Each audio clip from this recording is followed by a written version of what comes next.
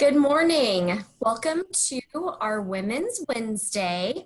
I'm Brandy Stitt, the Program Director for the Women's Business Center, and we're very excited to have you joining us today. We are on our final session for our HR-related topics with Lever1. Today, we're going to focus on recruiting and hiring employees.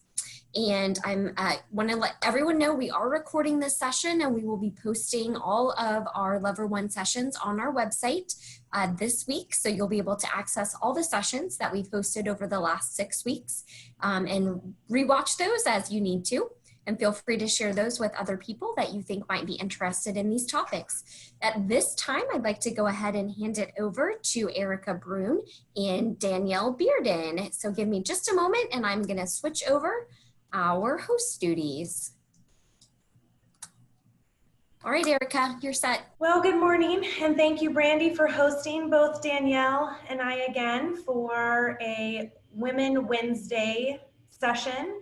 Today, we are talking about recruiting and hiring employees. And it's an interesting time to be having this discussion in the middle of a pandemic. I would tell you in early March or late February, we would have a very different conversation than we're having today. However, reports are showing that jobs are picking back up. So whether you're ready to make your first hire, your business is starting to grow and you are ready to expand your business, or you're even just thinking about making hires and the anxiety that may come along with that, we are going to help walk you through today what you need to successfully find, recruit, and onboard some new talent for your business. And hopefully you'll get to do that sooner than later as the economy is recovering and people are getting back to work through this pandemic. As Brandy mentioned, my name is Erica Brune and I am the president of Lever1. And joining me today is Danielle Bearden, who is the HR director at Lever1. To give you a little more background on who we are and what we do, Lever1 is a professional employer organization that provides HR outsourcing services to over 130 businesses in the Kansas City market, as well as all over the country. We service clients in every industry, from restaurant to retail to professional services to agriculture. Everyone faces these same HR challenges when you have employees. And so we're going to draw our information across 3,500 employees that we are providing and managing services for, as well as between Danielle and I, about 20 plus years of experience. And I like to tout, I probably have sat through nearly 1,000 interviews in my 20 plus years in HR, and I have seen a little of everything. And so I'm going to share with you the tips that we have seen best in class, what's worked well for our clients and employees, and how to help you identify and find that right talent, because we all know the cost of making a bad hire or the cost of turnover. It's just devastating to the staff, to you, the amount of time and energy you put into it, in addition to the cost, lost productivity, or potentially fees associated with bringing on that new hire in the first place if it doesn't work out. So that's a little bit about what we're going to cover today. Jumping right in, I want to talk about what is going on in the labor market. And you hear job creation is the highest it's ever been. I think the reality of that is because it was so low in May, the jump between May and July is very significant. But as you can see from this graph, we're still not back to where we were with job availability, people looking for new hires, growing the workforce that we were in February and March, right before the pandemic really took hold. So it's very promising. We're seeing that with our clients. We're seeing that internally. People are hiring. There are jobs available, but it's certainly not to the competitive extent it was back in February. With one caveat, I find that the available workforce and the available jobs are at just as a large amount of mismatch as they were back in February and March. So you've got these positions that are open for very high skilled, uniquely trained professionals, and the available job market does not have that same criteria. So there's a real mismatch in who's available and what the jobs are available. And you think about that today. who are the people that are most likely out of work? We're thinking of restaurant, hospitality, potentially childcare, the businesses that haven't fully recovered or reopened. Many of those employees are still out of work and seeking employment. However, what jobs we're seeing posted are for nursing, engineering, professional services. And so again, you come up with this mismatch of jobs available and workforce available. So the numbers are a little deceiving. And I would tell you, depending on what industry you're in, you're still going to find it to be very competitive, multiple offers being made, and a very competitive market to bring good talent into your business. Depending on what industry you're in. I should also note that there is a chat feature on this Zoom.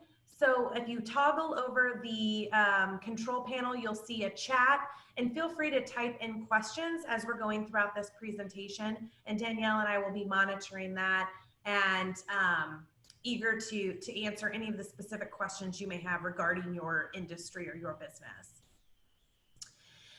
Here's another report that's very recent that we pulled that, again, if you scroll to the bottom, I think the most telling, again, the larger than average declines are the ones we know have not fully reopened, have not fully restaffed and brought all their employees back, which are childcare, banking, arts and entertainment is just at a complete standstill, which is just devastating, hospitality and tourism. So those are going to be the biggest areas where workers are available. If you are a marketing agency, if you are an engineering firm, doesn't really help you out, and you still have just as few applicants available to fill your positions as you did before. Layer on top of the fact that many employees have a perceived fear of changing jobs right now during a pandemic, the loss of healthcare, the uncertainty of the next career move for them.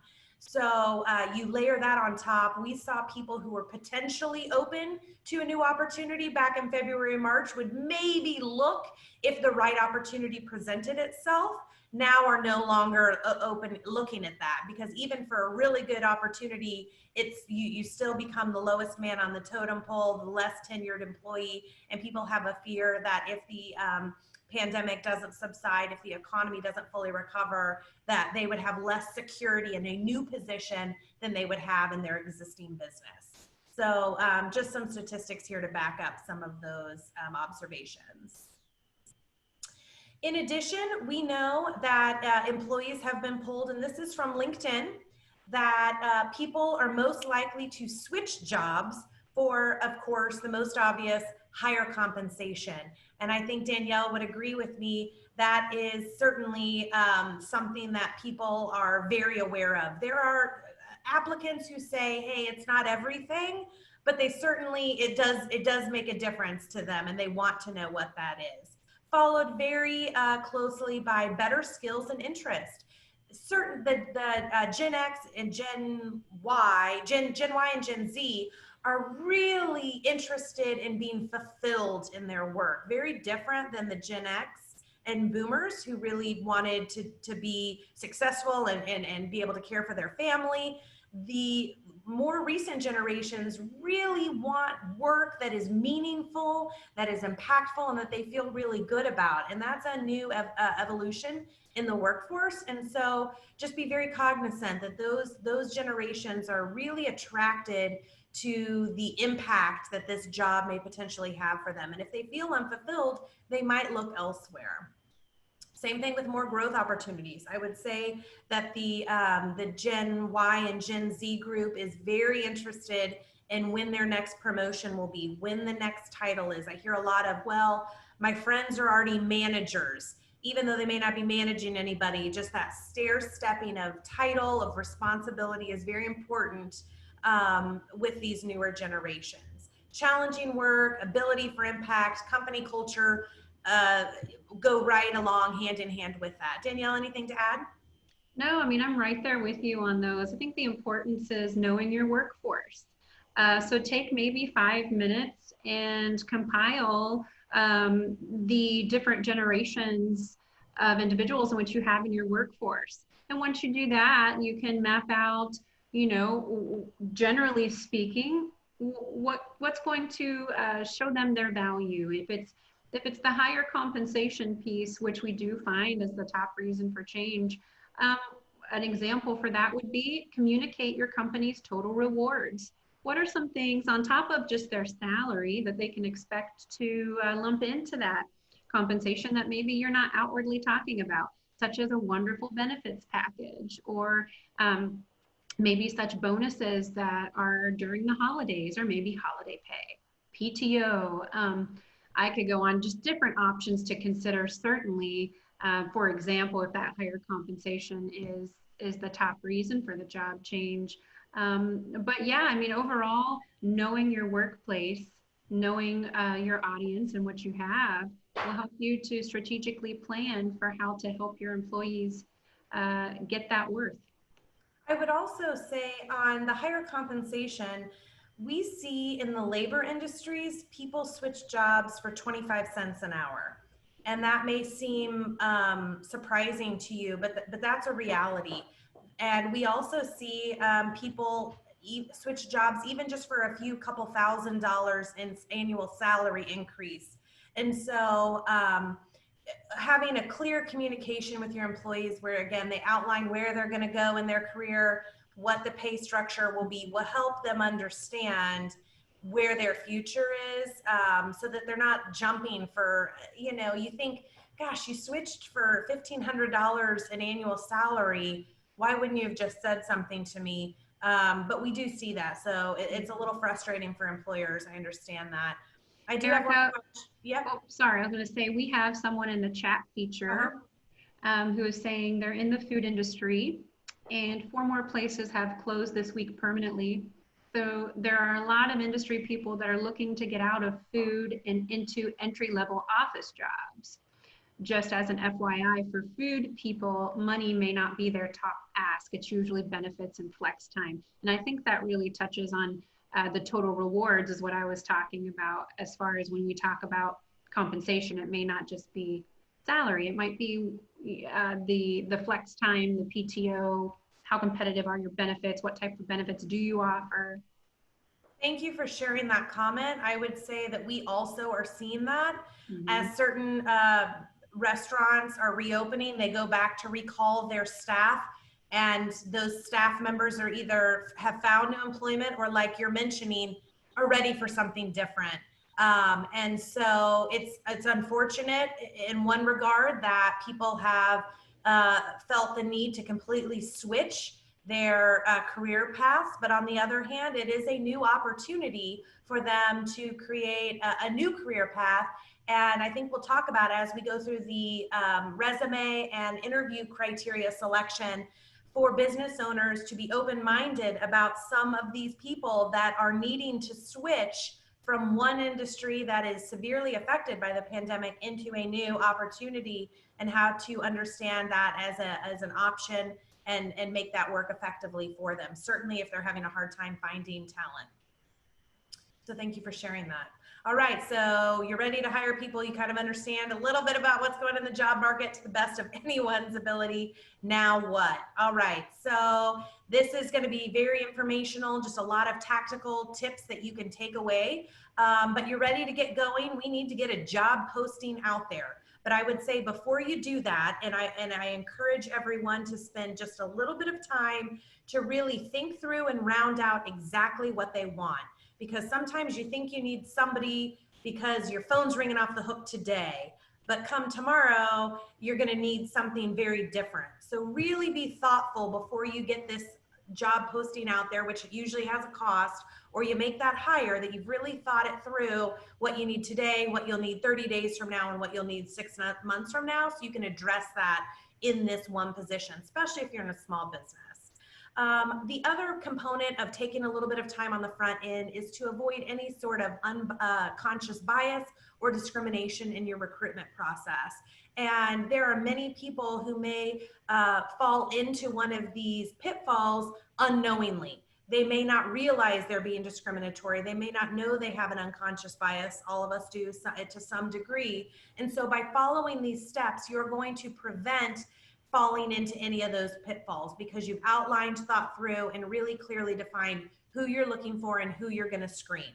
So again, think through the education piece. There was a real big push for many decades that you got to have your bachelor's degree.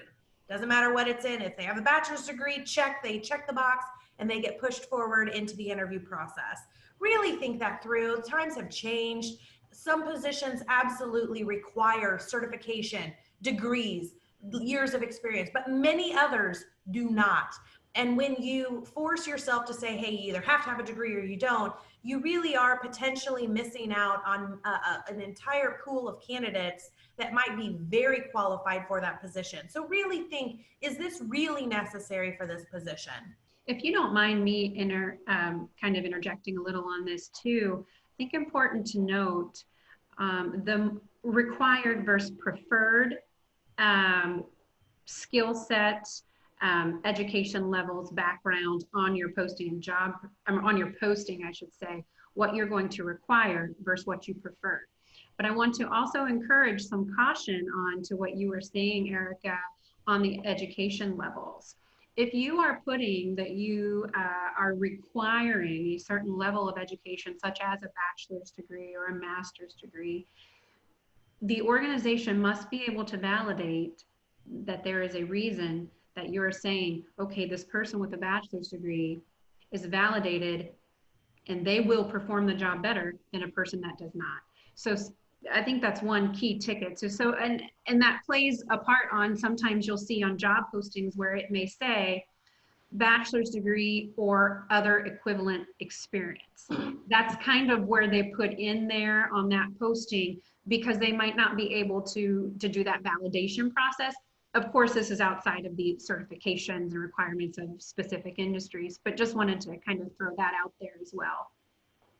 I also like to touch on interpersonal skills. A lot of times people are very concerned about the culture fit, and I think that's valid and important, but really think through, is this position greeting customers, troubleshooting client complaints, or are they truly sitting at their desk doing data entry, bookkeeping, things like that? Because what I find is a real mismatch on these interpersonal skills. You really want to identify, is this a person who is very comfortable sitting, keying in data all day with very little communication, and they'll be happy in that environment?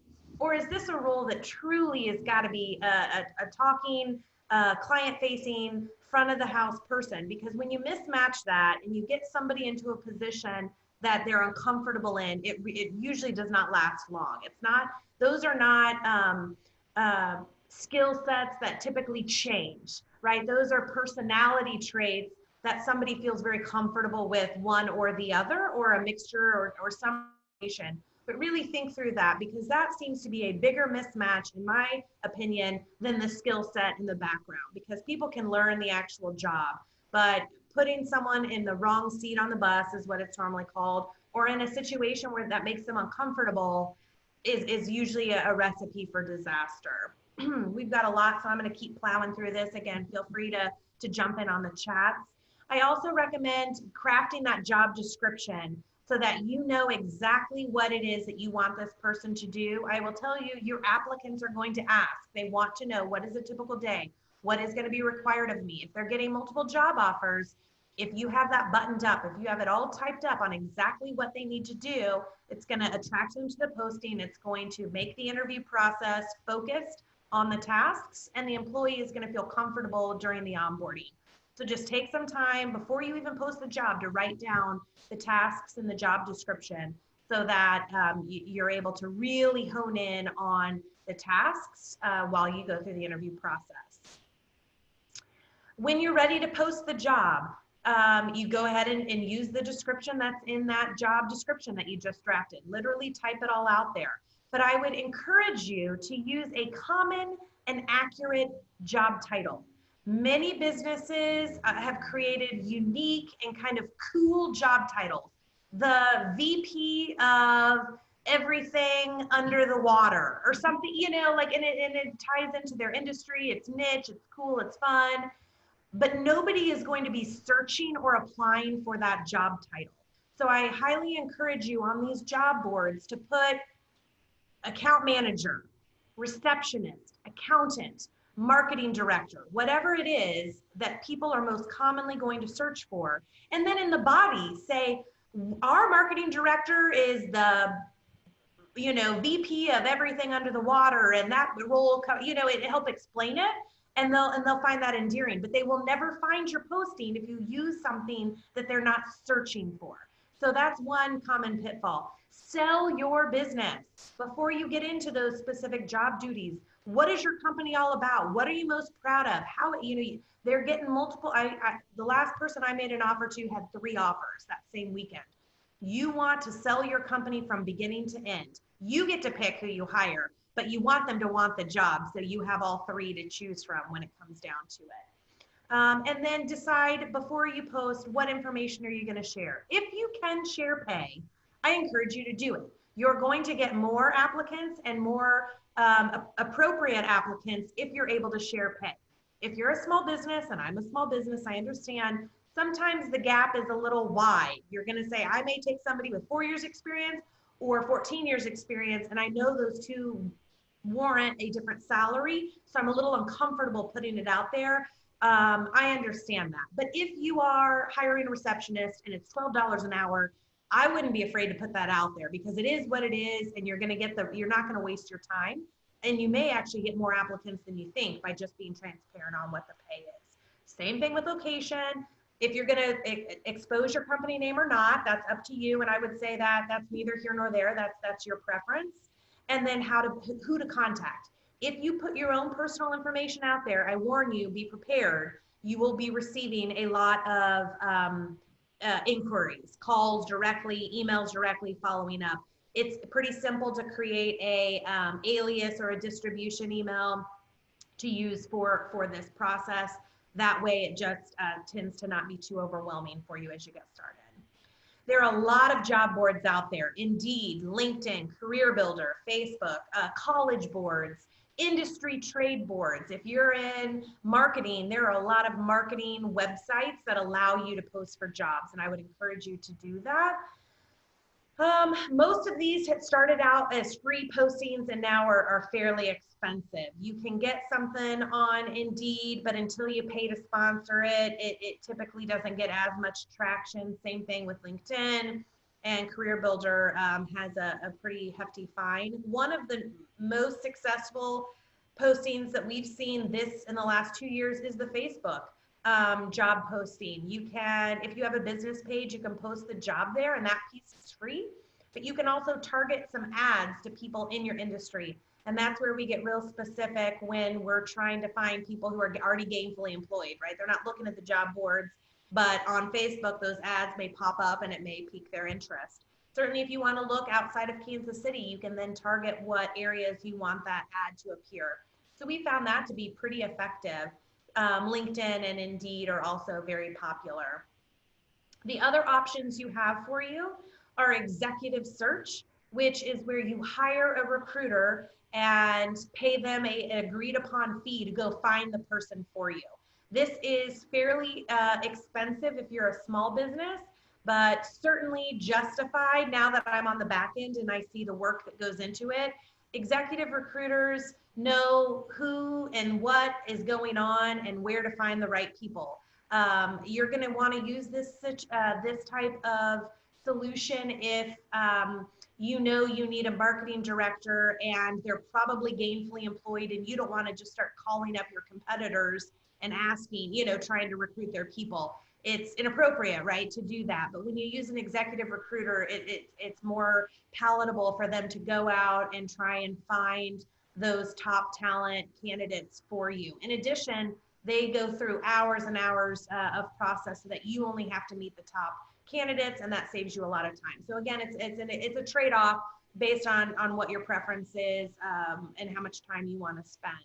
Staffing agencies are a really great option as well.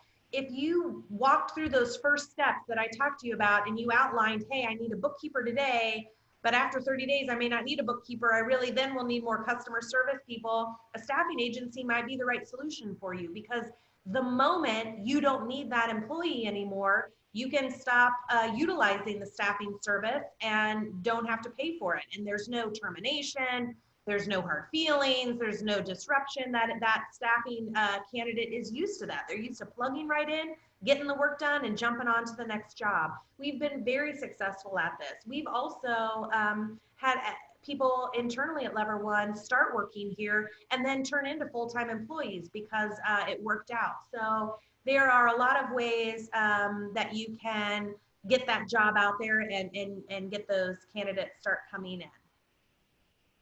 All right, Danielle, I'm going to let you cover some of the interview techniques on what you see. One is compliant and legal, because I think many people really want to get to the root of, hey, what do you like to do on the weekends? I want to make sure you're a culture fit. And sometimes that may cross over into an illegal type of discussion. And also, how do I really get an understanding if they're qualified? Yeah. All good points, because even to this day, when we go in to assist with interviews, we will find at least one or two questions where we're like, eek, can't do those.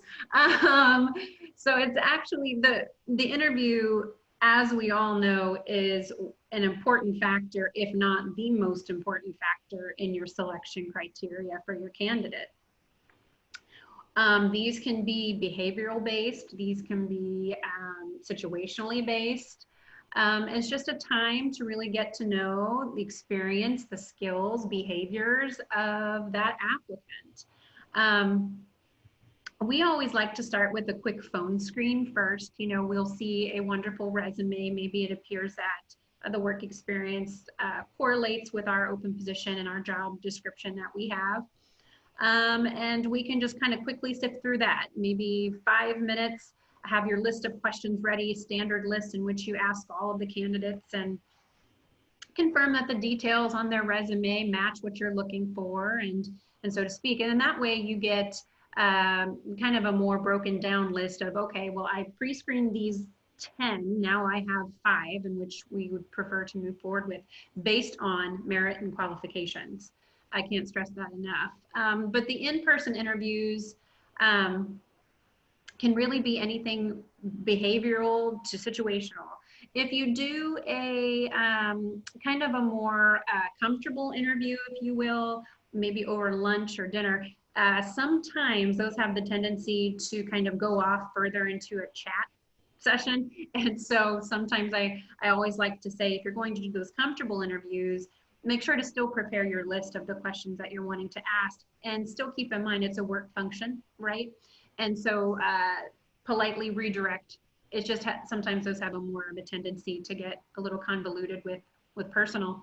But ask your candidate to give you examples, walk them through, or ask them to walk you through rather, how they would handle a tough decision. Tell you about maybe their 3 traits in which have been pointed out to them that could use improvement, or maybe, talk to you about how they've handled a scenario that you often see in your workplace. Some job interview questions that you cannot ask, and I want to touch on this before I go into these sample ones, because sometimes it's just easier to say what you cannot do first. Age, race, ethnicity, gender, sex, country of origin, religion, disability, family status, marital status. Even if it's a question like, oh yeah, do you have kids? Like, probably not in the interview session, right? Certainly not. And so if you prepare those beforehand, knowing what you cannot ask, you will be far more prepared when the candidate does enter the room. And stick to those list of questions, and just know that if they start going off into kind of a more of a chat session, politely redirect and kind of get back to the question. But we can go back to the sample interview question. Yeah, I was gonna say that people want a culture fit, and that's not illegal. Wanting someone who fits within your business culturally and skill set is well within your rights. But I will tell you, with these next question samples, you will identify that without asking them if they have kids, what part of town they live in, where they go to school. And I know it's instinctual, because those are the conversational type of questions we would ask people as we get to know them. It's natural to want to ask that. It's inappropriate in an interview, because it'll just spin out of control and potentially reveal pieces that could be considered discriminatory, even though you had no intention of that. So I always just say, just leave all of that out of there. Focus on the job. And if you have cleverly crafted your questions, you're going to understand if they are a cultural fit or not. And here are some of the examples that we mean by that. Tell me about a time a customer was very upset, and what did you do? That's not a yes or no question. That person is going to have to recall that experience. So again, it's very difficult to do if they have not had that experience. But those of us who have ever, I know somebody's in the restaurant industry. If you've ever waited tables, it doesn't take but a second for you to be like, oh my gosh, there was this one customer, always came in, and so you know they've had that experience. Then they're going to start talking about it in a very casual, endearing way, and you're going to get a sense of what their personality and what their cultural fit really is without getting into some of those more personal questions. Danielle, do you want to talk about the physical requirements? Yeah, I mean, physical requirements are a component of the job description. So I think why we touch on that in the beginning is so that you don't necessarily have to jump through hoops when you get to this stage. You should have everything clear out. But it is okay to be sure that you confirm there are physical requirements of the job and whether or not they can meet those with or without reasonable accommodation. That is not saying, tell us what accommodations you need, tell us about your disability. We don't go there in the interview. But it is okay to talk about what the physical requirements are so that they're aware. And those can be in your job descriptions and should be, such as the position is going to frequently sit and stand in intervals throughout an 8-hour shift, or the position is stationary to office equipment. Maybe there is frequent pulling, pushing, what have you, of files or desks or drawers. Maybe it's a very heavy maintenance position in which lifting requirements are concerned. You know, I always like to follow this up with, it probably should be part of your pre-employment then after you get a signed job offer to have a physical capacity testing so that you're certain that the applicant can pass that. But this just maps out clear expectations of the job, whether from a physical standpoint, whether or not they believe they can do that, just so that you're clear. I put on the last slide to have a list of 20 questions prepared. Mm-hmm. Even if you think you're an excellent conversationalist, you come into an applicant that just you can't strike a conversation with. So being able to reference back to those questions when it's a really uncomfortable or just a person who's not very conversational is going to be helpful. I recommend that your questions are very specific to the job function. Again, not do you know how to use QuickBooks? Everybody's going to say, yes, I do. Your question is, tell me in QuickBooks what you would do to void a check. What exact steps would you take?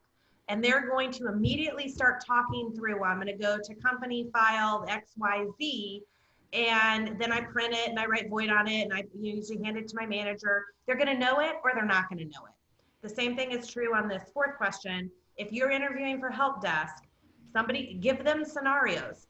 Walk me through what you would say to this person on the phone.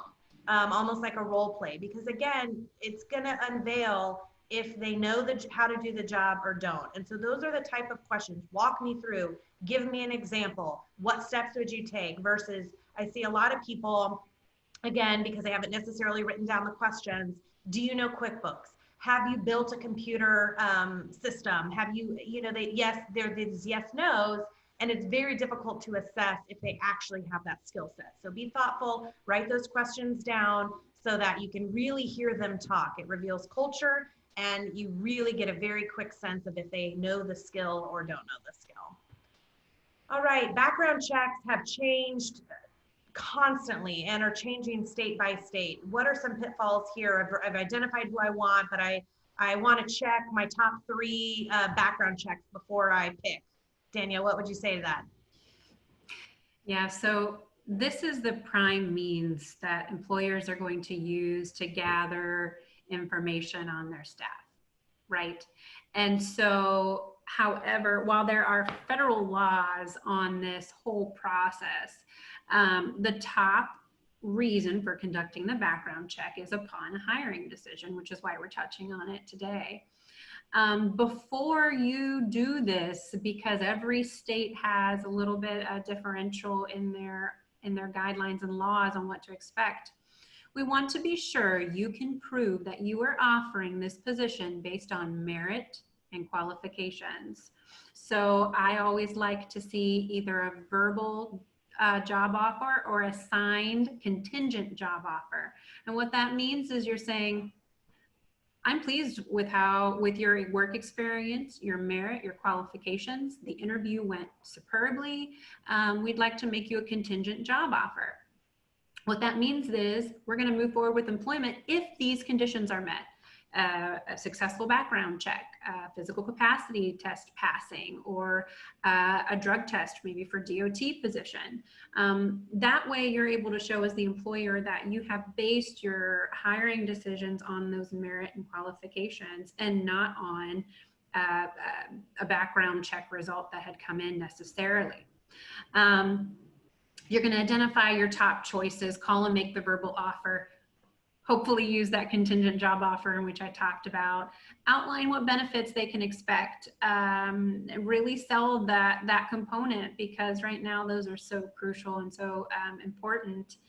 Send the job description too. Have that, because as you had stated, it's going to say the minimal essential functions of the job. So if you can't do these essential functions, it's probably not going to be a great fit, right? So the more clear you can be with the applicant or the new hire, the best. Set a timeline. So you send out that contingent job offer. We're eager to have you in the workplace. Please depict your acceptance by signing this contingent job offer and return it to us no later than X date. That gives you time to make sure if you don't get it by that date, you can certainly try to reach back out or move on to the next candidate, because we all know time is of the essence when we're looking for that primary candidate, and you have a window of opportunity, we like to call it. And then I also like to give great consideration to the other candidates that maybe didn't get the acceptance, right? Because overall, your company still stands for something. Your company still has its mission and values, and you want to leave a good taste in their mouth, so to speak, with that they may not have been chosen, but welcome them to apply for any other position they feel that they may qualify for or be an interest in. We like to write sometimes handwritten notes to individuals who took the time to consider our company. That means a lot. And sometimes a handwritten note goes a long way. I know I've received several from applicants that we've interviewed here, and I don't know, it touches you. It goes a long way.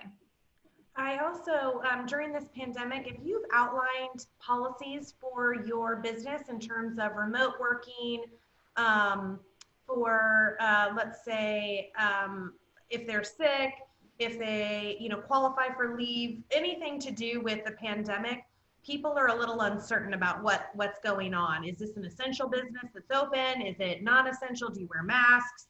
Et cetera. So if you've already typed up a policy for your business, I would encourage you to also share that. That would put a lot of questions at ease and letting them know what they can expect. The last thing is you get all the way through this process, you get them on board, and then something like that is not aligned with what they're comfortable with, and you have to end up backpedaling there. So that's something that's on everybody's mind. They might be afraid to ask. If you've already got it, just share it, and they can kind of put that aside, and you can focus the interview and the offer on the job duties, with the hopes that we're all back to normal operations sooner than later. It's a good point. Danielle, what's your opinion on calling and checking references? Very often what I will say, the norm, quote unquote, is that employers will give you dates of hire and or date of separation and job title only. Why that is because there are so many liabilities when it comes to what you can disclose and what you can't disclose. So we err on the side of caution to recommend, when someone calls to do a reference check, or if you are conducting a reference check on an employee, be prepared to hear, this employee was employed from this date to this date. Their last day was this, and their job title was this. Sometimes when they get into whether or not they're eligible for rehire, if you kind of murky that water a little bit and you don't have information that is validated, and you prevent that applicant from getting another job, sometimes that increases your liability there. What I can say is, legitimately speaking, let's say that individual was terminated for theft, let's say, and you have documentation of that, it's validated. There is a component where you may consider sharing that. I always encourage you to have it reviewed by either an HR professional or an employment law attorney, though. Why I say that is because negligent hiring is something that's kind of surfaced here lately. And I want you to know that while it's always best practice just to do dates of employment and job title only, if there is a legitimate purpose for the termination that's pretty severe, such as theft, and you have it documented and all that fun stuff, that's considered validated, and not sharing that may result in negligent hiring. For the most part, it's just you're going to receive dates of hire and job title when you call for your references. That's just best practice. All right, so Danielle, we have made our hire. They've passed the check, they've accepted.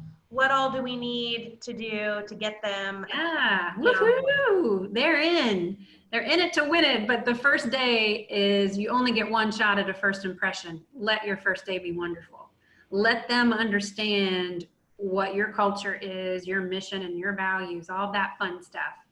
But then formally speaking, you got to get some things out of the way, right? So on the first day, you're going to welcome them, maybe give them a tour of the workplace, and then work one-on-one with them on their job description.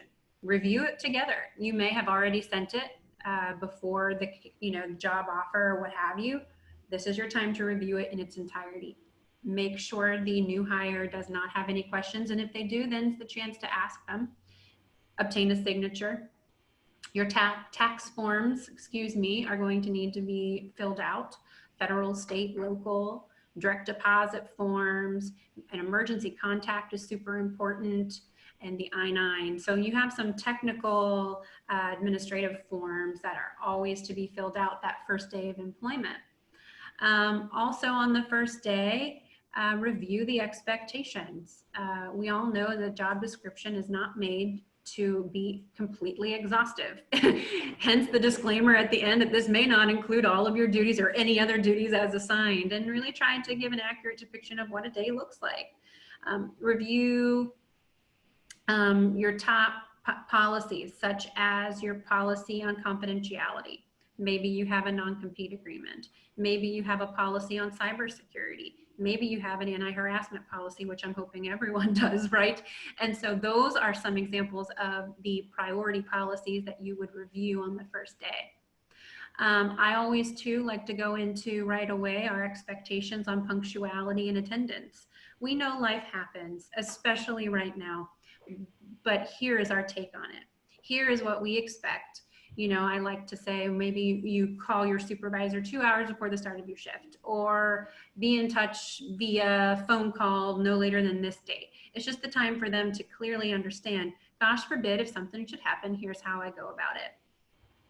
I like to also assign them some helpful mentors, maybe some employees within your workplace that have gone through that position, have been successful, or are in a mentorship program. I love that idea. I like to give also a brief recap of how your company got its start, because that's going to give the immediate buy-in and the passion, because people want to feel like they're a part of something. And then have some lunch email announcement, get the crew excited. Perfect. I agree wholeheartedly. And those of you who the forms on the top seem a little overwhelming, all of those can be found on the internet. They are federal and state forms that are available to you online. So make sure you're pulling the most recent version just by searching them online and being directed to a government website. It's free to access, and you'll be able to find those. All right, so now one other area I want to cover here very briefly, Danielle, and this could be its own whole session, is It could. am I qualifying this employee as exempt or non-exempt? And Yep. so why don't you go ahead and start with this? Sure, this is a hot one. It was before the pandemic and it still especially is now. Employment classifications are so extremely important. Whether or not someone, we refer to them as exempt or non-exempt. Essentially what that means is you're going to be paying them by the hour, or you're going to be paying them by the week, or by a salary.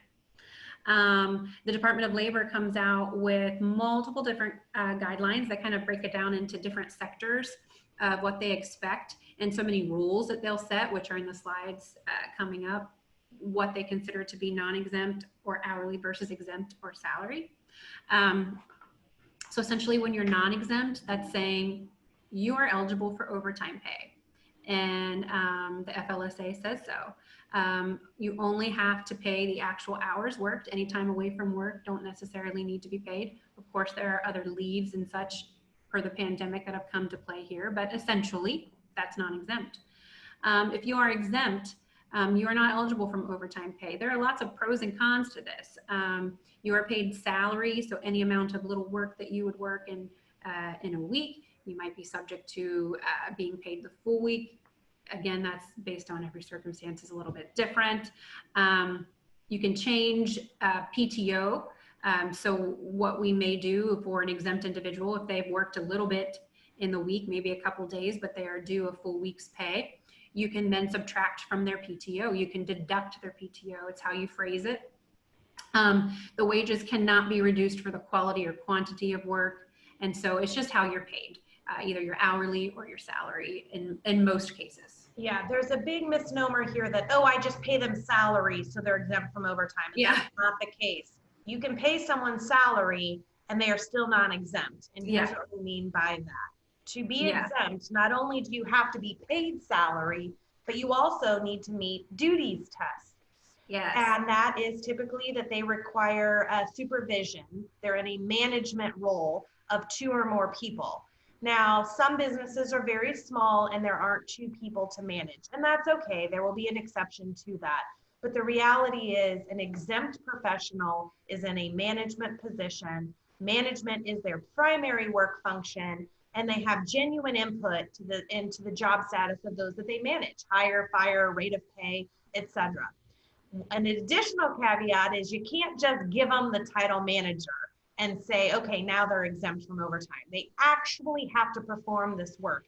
And I have been through countless audits where the Department of Labor comes in and they will say to such a manager, do you hire anyone? Do you fire anyone? Who directly reports to you? And if they say, no, I just have the title manager, you will not be safeguarded from that. So again, there are a lot of pitfalls. And I would say this is, if not the most, one of the most scrutinized areas that the Department of Labor and the FLSA come after employers for. They want people to be paid appropriately. And there's a lot of reasons behind that, but our job here is to just help you understand. You can't just give somebody a salary of $33,000, call them a manager, and make them exempt. You can call them a manager, you can pay them a salary, but they will still be non-exempt. Because the other criteria that effectively changed on January 1st of this year is the increase in salary threshold. So unless an employee is making a minimum of $684 a week, which equates to $35,568 a year, they will be non-exempt. So many employers bumped salaries from, let's say they were making $33,000 up to the $36,000 say mark, so that they could remain exempt. And so that went into effect. And so make sure that you're monitoring that and you don't have somebody right under that threshold, because 34, 35 is a common salary range. And no matter what title you give them, no matter what duties they perform, if they're not meeting the salary threshold, they will still be non-exempt and eligible for overtime. And the fines here are really countless, because if, let's say you had a manager at $35,000 flat, the Department of Labor says, hey, you misclassified this person. Now you have to owe them all this back overtime hours. And you would say, well, how would I know what overtime hours they worked, because they weren't required to keep a time clock? well, then the Department of Labor will come up with their estimate of what they think this person worked and what your back wages and penalties will be. So really take the time to think through this as you're hiring that person, that we get them classified the right way. Now, if you have a person that you were hoping was exempt and they ended up being non-exempt due to some of this criteria, you can also have a policy that states you are not allowed to work overtime. My budget is for your 40 hours for the salary we discussed. It is not a company policy for you to work overtime unless it is pre-approved. And so you really want to then work the policy side versus trying to get a, somehow not adhere to this policy. So there are still ways for you to work within your budget, even if they're in a classification that you weren't expecting. There are additional exemptions that can be used, such as outside sales. This is a unique one where we know outside salespeople may be commission only. That means they work a 50-hour week for zero pay if they didn't make any sales. They are in their own classification, which is unique. Just as unique is the inside sales role. We have very highly compensated, highly skilled inside salespeople, but inside sales, similar to the paralegal profession, by profession alone, they are deemed non-exempt. So it is very unique, and this is something you really want to do your research. Reach out to us if you have any questions on if they're going to be exempt or non-exempt. That inside sales is a big target because you think you got really high wage earners, very successful inside salespeople, and they are technically considered non-exempt unless you can come up with some other, unless your lawyer basically can come up with some other exemption. But in most cases, they are non-exempt. Danielle, you want to talk about 1099? Sure. We offer, yep. We often refer to these as an independent contractor or 1099. These are thought to, well, they are self-employed. They are in no way, shape, or form considered an employee. It could be a vendor, it could be a business owner, it could be, another organization or an organization we've seen, for example, or maybe an accounting firm that goes in and helps with that as well. It's important to note that these classifications are hot buttons. They are controlled by the IRS as well as the DOL. So now you've got two organizations in there that are kind of studying that. And it's important to note typically how we go about giving recommendations on proper classification of a 1099. They're typically either project driven for a specific period of time.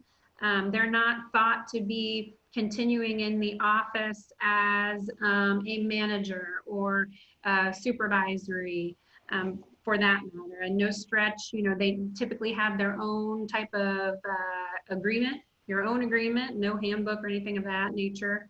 And they pay their own taxes. So healthcare and all of that is their sole responsibility there. 1099 is a welcome and valid classification if that's appropriate for your workers, but make no bones about it, they are not employees. And so the moment you give them a business card, a business email, ask them to wear your shirt, tell them to stand at the front desk and answer calls, they are no longer a 1099 contractor. They are an employee under your direct supervision and your direct control. And so the government also is very sensitive to this because they feel that employers who misclassify are trying to get away with not paying employer taxes and benefits that those employees may be eligible for. So 1099 is fine, but again, really the real reason you would use someone as a 1099 is, let's say they are building your website. They're probably building multiple websites. They do it on their own time. They use their own equipment. They're an expert at that. And that makes a perfect sense. That's a good reason to have a 1099 worker. If you have somebody, a college student that's just going to do phones for you, and you just want to call them 1099 because it's like part-time, it's short-term, it's not a big deal, that is not good, a good excuse to not pay employer taxes, not have them eligible for the benefits that they are entitled to as an employee of your company. And so that's where you really want to be careful about that. All right. Now you've hired your employee. Now, how do you keep them, right? We've done everything right. We did all the screening. We were thoughtful in our interview process and background checks, but gosh, turnover is a real issue. Job hopping is a real concern. How do we keep good workers happy at our employment?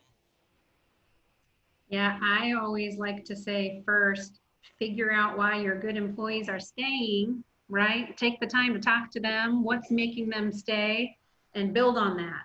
And then create your strategies after that, such as competitive benefits or maintaining an environment of diversity, equity, and inclusion. Employee development, that's a big one, and a recognition. Overall, what I've found is employees want to be heard, valued, and a part of something.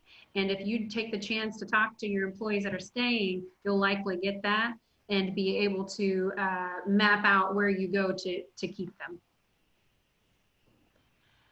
Thank you, Danielle. We are at the end of our time with you all today. We have a few minutes if anyone else has any additional questions on the chat feature. I see, Danielle, can you answer where most people are going to find the job postings, where you're seeing the most success? Yeah, Facebook. Okay. Facebook, well, I think in a second would be LinkedIn. From my experience, I think Facebook, I think we're just on it more, quite possibly. And as you're scrolling leisurely, you know, it's just more frequent, I'm presuming, but my answer would be Facebook with a close second of LinkedIn. And if you choose, I would add, if you choose to use one of the job boards like Indeed or something like that, you can then take that link and make sure you're sharing it on all your social channels, your business channels and your personal channels, so that you drive even more attention.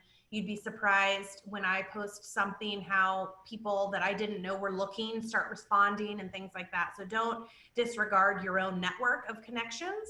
I've also been one of my most proud placements for recruitment was I reached out to someone that appeared to be the right type of candidate that I want. I typically say, here's what I'm looking for. You seem to be a great fit. Would you by any chance be looking, or do you know someone who might be looking? And that particular applicant was not open to a new opportunity, but knew of someone who made an introduction and became a very long-term employee for me. And so don't hesitate to lean on your network to ask people, who do you know? Because if they're in marketing, they know all their marketing friends. If they're a lawyer, they know all the, you know, a lot of a big network in their industry. And so they're going to be wanting to help their friends and colleagues out if they happen to be out of work or looking for a position. So that's a really great way to phrase it that tends to get some good response for me. All right, I don't see any other questions, so we will leave the screen up for a minute in case any additional questions come through.